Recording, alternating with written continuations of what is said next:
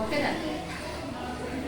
నమస్తే, మీకందరికీ తెలుగు భాష దినోత్సవ శుభాకాంక్షలు. అందరికీ మేము 8వ తరగతి పిల్లలుగా ఉన్నాము. గిడుగు వెంకట రామమూర్తి జన్మదినాన్ని మనము తెలుగు భాష దినోత్సవంగా జరుపుకుంటాం. అసలు గిడుగు వెంకట రామమూర్తి ఏం చేశాడు తెలుగు భాష సేవలు అంటే చెప్పుకొని చాలా ఉన్నాయి.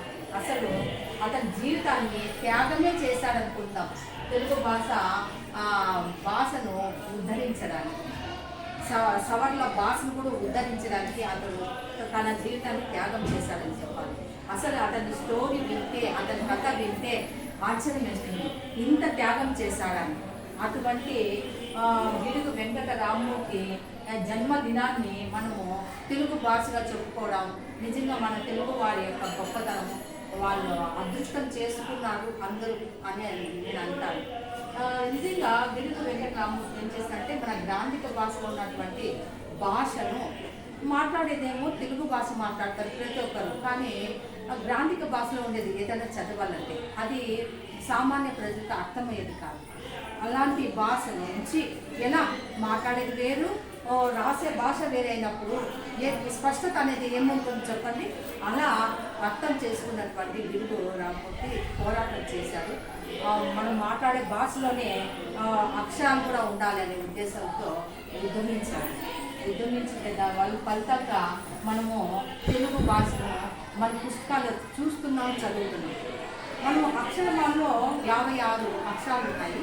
అది రాంగ కుదిస్తూ ఇప్పుడు 52 చెప్తుంది. దీన్ని మనం అక్షరాలుగా 16 అక్షరాలను ఉపయోగించుకుంటాము.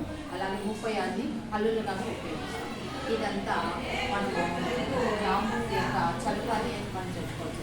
ఇంకా సవర్ల గురించి చెప్పాలంటే వాళ్ళు గిరిజనులు, వాళ్ళు కొండలో నివాసం ఉండేవాళ్ళు. వాళ్ళకి ఒక అక్షరం కూడా రాదు. అసలు అక్షరం అంటే ఎట్లుంటేది కూడా తెలియదు వాళ్ళకి. అలాంటి వాళ్ళకి ఎట్లాగన్నా వీళ్ళ భాషను ఉద్ధరించాలి అనే ఉద్దేశంతో గిడుగు రామమూర్తి గారు వాళ్ళతో చేరి వాళ్ళ భాష నేర్చుకొని 40 ఏళ్ళు ఏకగ్రీవంగా కష్టపడ్డాడు.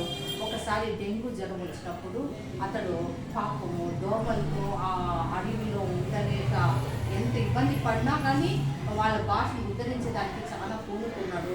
దాంతో అతను మెడిసిన్ వాడినా కానీ జ్వరం అయితే తగ్గింది, కానీ అతనికి చెవుడు వచ్చేసింది, బ్రహ్మ చెవుడు వచ్చేసింది. అయినా కానీ అతడు ఉద్యమాన్ని మాత్రం ఆపలేదు. వాళ్ళకి పాఠశాలలు ఏర్పాటు చేసి వాళ్ళకి తన జీతంలో ఇచ్చి వాళ్ళకి పాఠశాలలు నిర్మించి వాళ్ళతో చదివి చెప్పింది. అంతటి గొప్ప మూర్తి అయినటువంటి గిడుగు వెంకట రామమూర్తికి మనం అందరూ కృతజ్ఞతలు చెప్పుకోవాలి.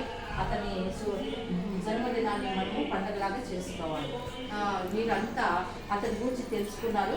ఎవరన్నా తెలుగు భాష గురించి ఉపన్యసించే వాళ్ళు ఉన్నారా? లేమా? ఇదేస్ నీకు రాదా? లేదు, నీకు ఎంత వచ్చొచ్చు అంతవరకు చూద్దాం. లేదా తెలుగు తల్లి గురించి చూద్దాం. మా అమ్మాయి సీమ చెప్తుంది, తెలుగు తల్లి గురించి చెప్తుందంట. చూద్దాం, చెప్పా. ఎంత వస్తే అది చెప్పేసి అందరికీ నమస్తే చెప్పు.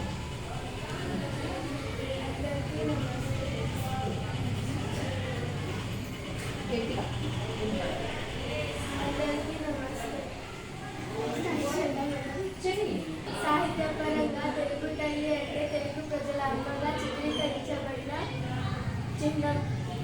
ప్రజాగౌరవం పొందిన తెలుగు పర్చేస్ చేయలేదా?